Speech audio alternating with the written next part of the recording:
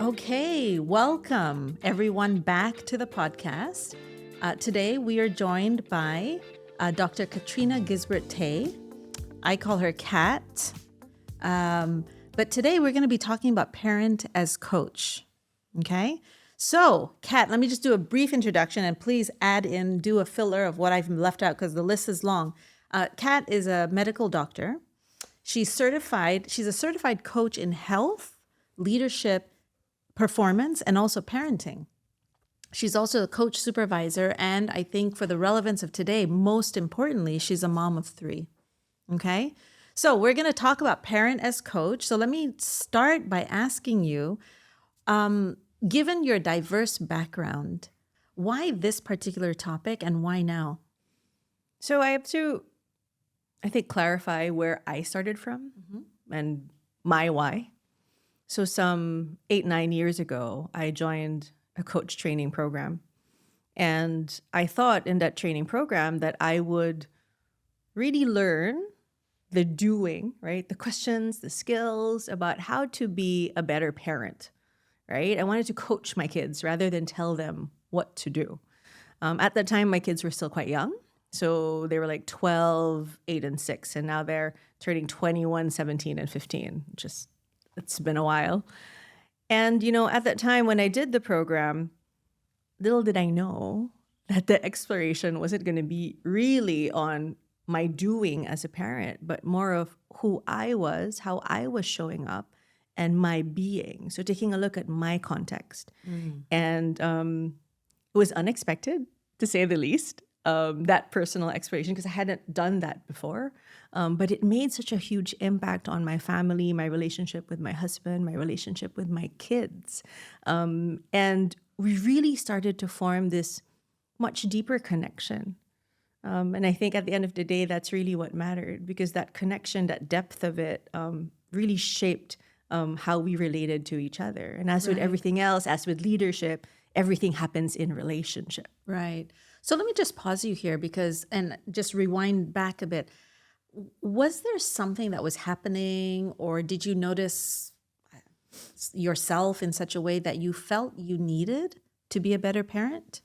I think, so to start off, going back again, I was in medical school when I got pregnant with my daughter. I was 22.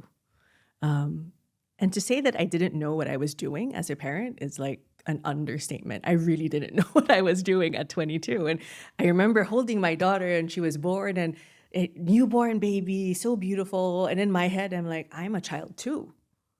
And I'm responsible for this other human being that it was overwhelming, right, to say the least. But as they were growing up, and because of my background in psychology, I've always been so interested in improving myself, getting more skills, getting more techniques, in order to be that better parent and help them to really, get to their potential.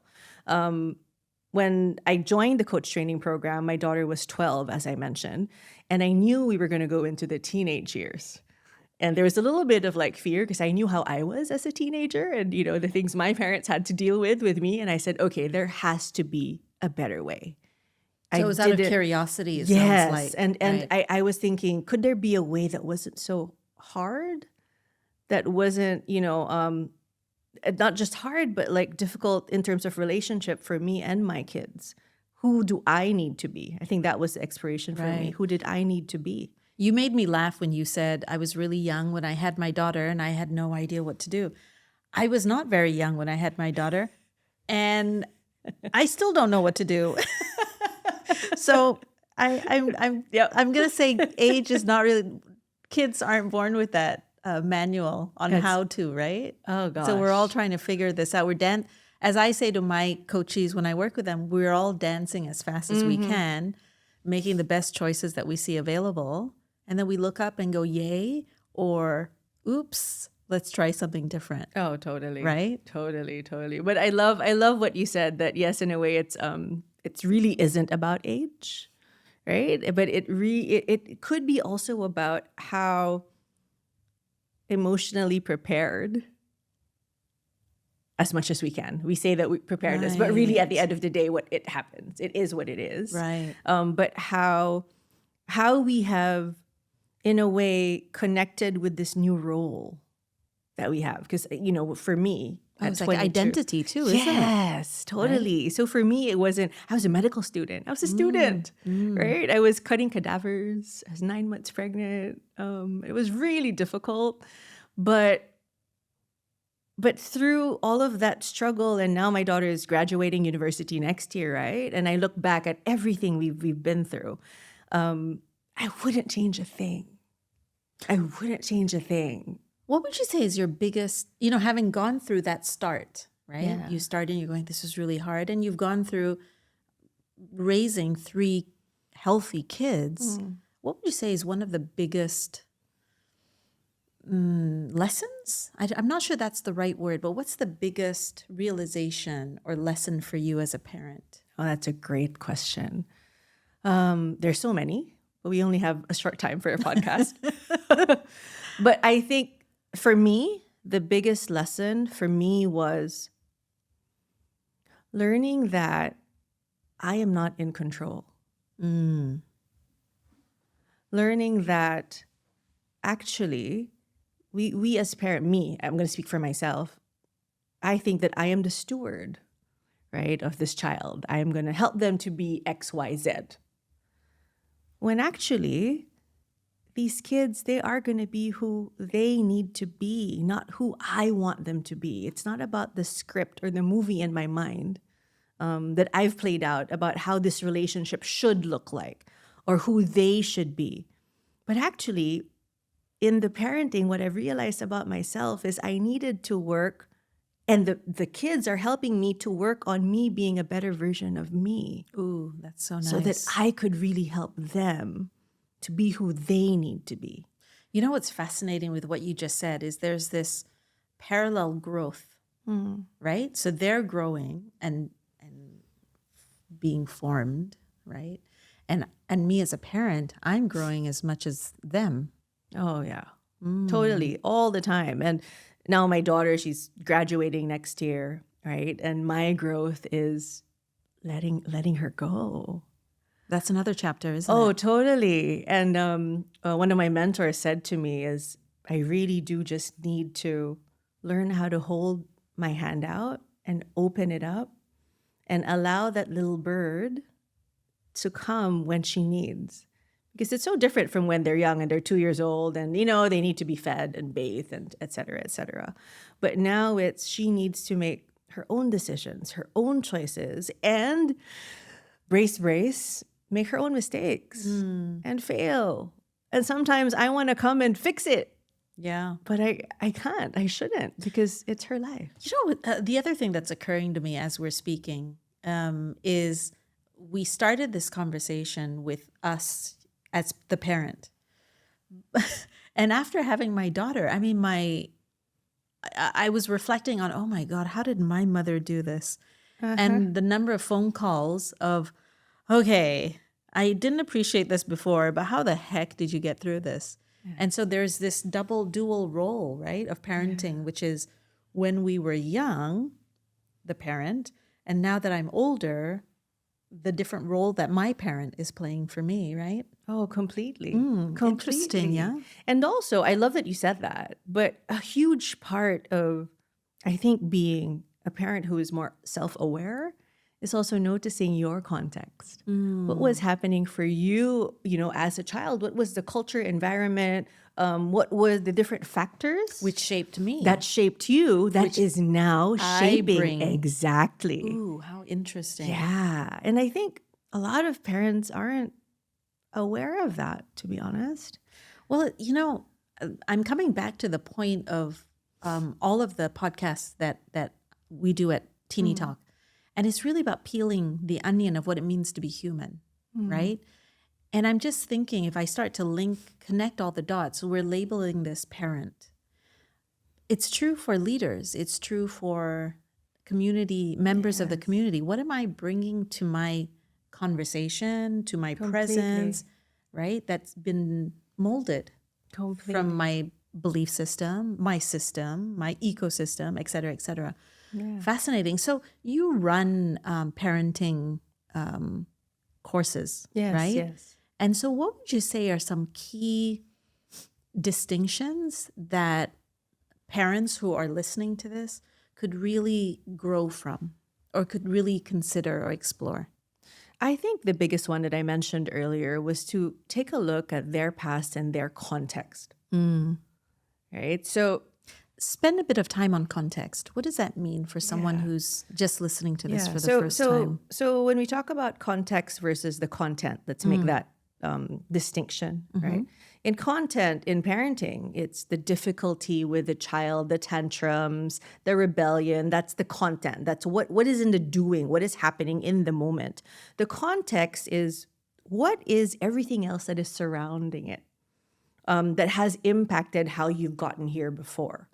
And I think in terms of helping us to connect with our children more and to be a better parent, I think we need to spend a lot more time in the context, noticing like the air that we breathe. I say that as a metaphor, but the air that we breathe, the water that we're swimming in. Do we even notice that there is that construct that we live in?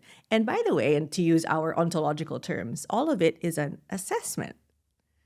So if that assessment, that belief that we live in, because that construct, right, isn't working for us, if we notice, how could we shift that in order to create a better relationship, better connection with the children?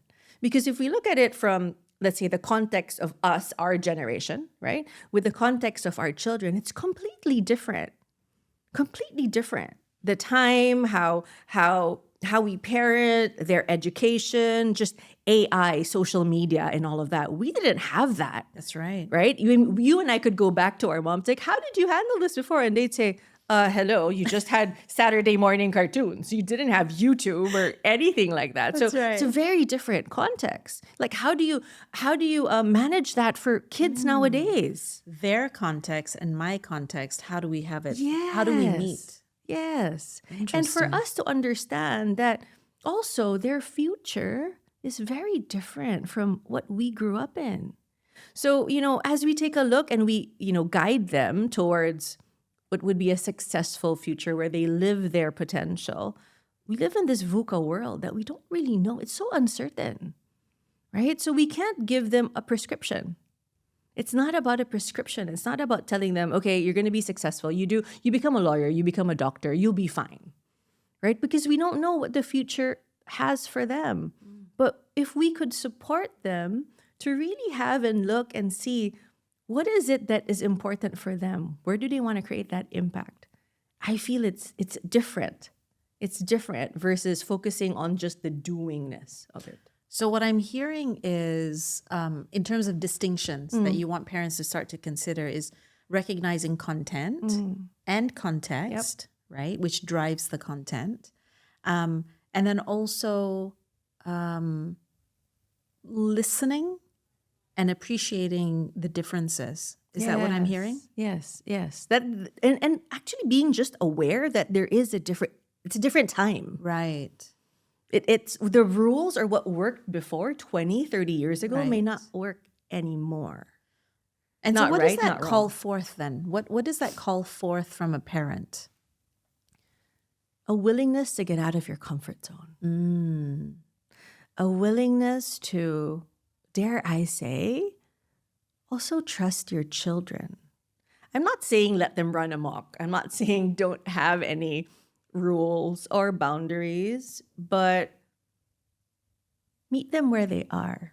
And we say that in coaching a lot with our coachees, right? But I would challenge parents to really do that with their kids, is to be really present with them, to actively listen, to notice their essence. Who are they as human beings? Not as the person who needs to be fed 3 times a day and clothed and bathed and be sent to school, but rather, what is it that brings them joy? What's occurring? I'm just thinking of some of the executives that I coach.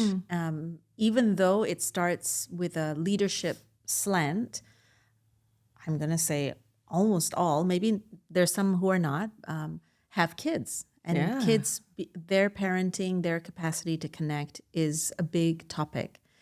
And so this theme of feedback, comes in. And so the idea of asking your 6-year-old or your 15-year-old or your, right, for feedback is kind of a novel idea for some of my executives. And what they come back with is just magical. Because the dots that I'm connecting is kids are pretty honest. Oh, totally. And remember, they've been watching you as a parent. They've been watching you since the day they were born. So they see everything. And, I've had this experience with my kids when they give me feedback, and usually unsolicited, where they just throw it at me. Oh my gosh, it hurts. The ego, right? My ego hurts because they see me. They see me, it's unfiltered, right? It's honest, it's authentic. And that said, another nugget that I could give, a distinction that I could give to parents is that, they say to me when I do my coaching, they say, Kat, but I told them they shouldn't do that. I told them this is how you should be. But then I ask, but how are you role modeling it? Right? Because children will not do as you say, they will do as you do. And so that beingness, the authenticity of that, and who are the most authentic people in the planet? It's the kids, right? The other, just as it's coming back to me, is this idea of play. Yeah. Just to echo what you said earlier, which is there's a tendency for parents to have this belief that we need to be serious and tell our kids what to do. And so the invitation is to consider what is the role of playfulness or play in the relationship between a parent and a child. For sure. And that's, for little kids, the littles, right? That is how they connect with the world. It is in play, that role play, that they're able to make connections, connect the dots between different ideas. And when parents come down to the literal level of the child. They come down on the floor, they play with the Lego and the dolls and pretend. You go into their world. And the joy really, and not just joy, but also the brain development that happens for the children is enormous. I want to add another word because you mentioned play and the importance of that, right, for children. But to translate it into our leadership terms, or how we call it in the adult world, lightness. I mean, how much lightness do we bring into our lives? You and I coach many, many executives who are stressed. They're burned out. And one of the things that I know I do, and I've heard you say this as well, which is, well, how have you brought lightness into your world, into your life? What have you done? And, a lot of them look at us with this face like, what are you talking about? Like, I have a serious job. I'm the CEO. I'm the CFO. So lightness, what is that? And a simple thing is play with your kid. And then that experience, that beingness of not just lightness, but being immensely present with somebody else, not thinking of anything else, but really focusing on what you're doing, the joy of that, creating with somebody else, just fills your soul. It's nourishing, isn't it? It's huge. Oh, that's so nice. So we've been talking a lot about parents and their relationship with their kids in the theme of parent as coaches. I'd love for there to be relevance for our listeners who may not have kids. How can the distinctions of parent as coaches still be relevant for someone who doesn't biologically have their own kids?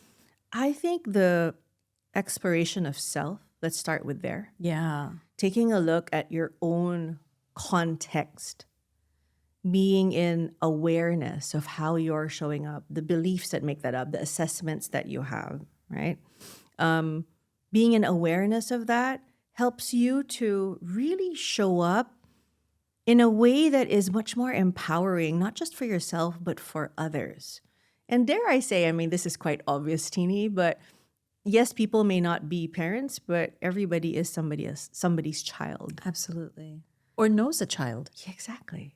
Right? So you've had your parents, adoptive parents, whatever it is that you grew up in has influenced who you are today. And that exploration for me is everything, because parenting, how you're showing up, all of that happens in the present, but it is so ingrained in your past. That is really fascinating. The thought that's coming to my mind is the capacity to impact, Yes. to influence. Yes. And this word, this terminology, parent, is a label that we put to a certain setup, a family. But I could be the source of influence for someone who's not For sure. my biological child, right? And so that's For really, sure. really And interesting. growth. The word that And comes to growth. me as you're talking is growth. How can we support others' growth to really reach their potential? Yeah. And it really forces us, if we want to do that well in an organization, in a family, it forces us to look within. We have to start with us in order for it to really create that impact. The part that really, for me, just punctuates this whole conversation, I mean, certainly as a parent, but also recognizing that these little beings that run around the house are actually the future. Oh, completely. Right? And so the question is, how am I being?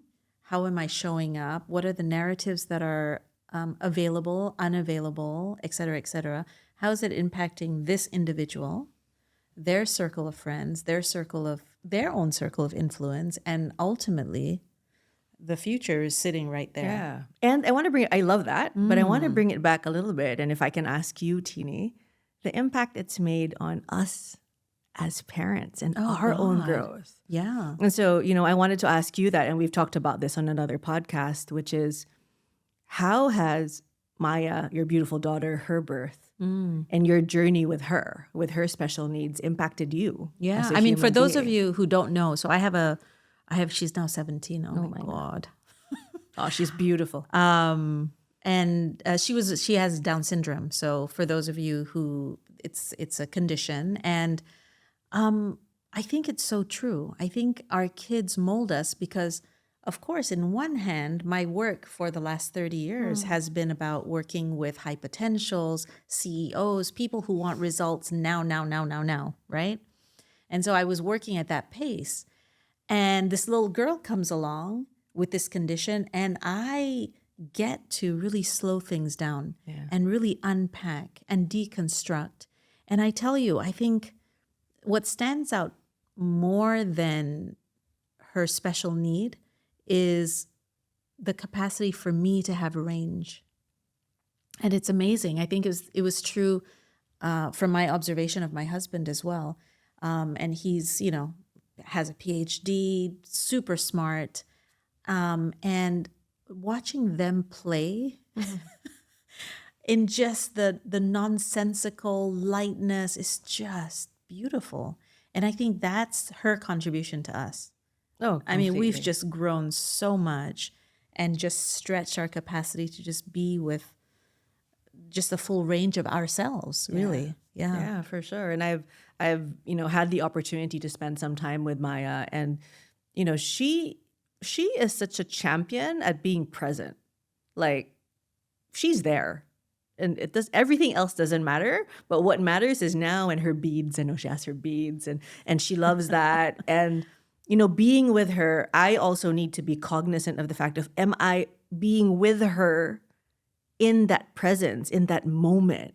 Because, for her, it's the only moment is now. That's what matters. She's not thinking which of the future. reminds us. Yeah, because for us, we're here, but we could be thinking of our grocery list, or what I'm That's going to cook for right. dinner, or my next coaching session. But that the beauty and the simplicity of being just intensely present. Isn't that the stretch for us adults? Totally. Right? Totally. So what a gift our kids are. So as we start to wrap this up, what do you want to leave the listeners with? What's your wish for the listeners? My wish for the listeners here is to really focus not just on the doingness of parenting, because it's so easy to get caught up in, the school lunches and the pickups and the PTAs and all of that, tuition in Singapore, which is big, but really to focus on, who are you being with your kids? How are you showing up? And I know that we all have this idea that we are their stewards. We're supposed to help them. But dare I say it's quite the opposite. How could these children, how are they helping us to be better versions of ourselves? To show up as better human beings, more authentic, more present human beings with lightness, with joy. Oh, that's beautiful. Thank you so much. Thanks for having me. Okay, thank you everyone for joining us on this podcast. Here are a few things for you to think about. The first one is, what is the context that you're bringing to your relationship with your kids? Whether it's as a parent or whether it's as a leader, that would be a great place for you to just slow the tape down and start to reflect on yourself.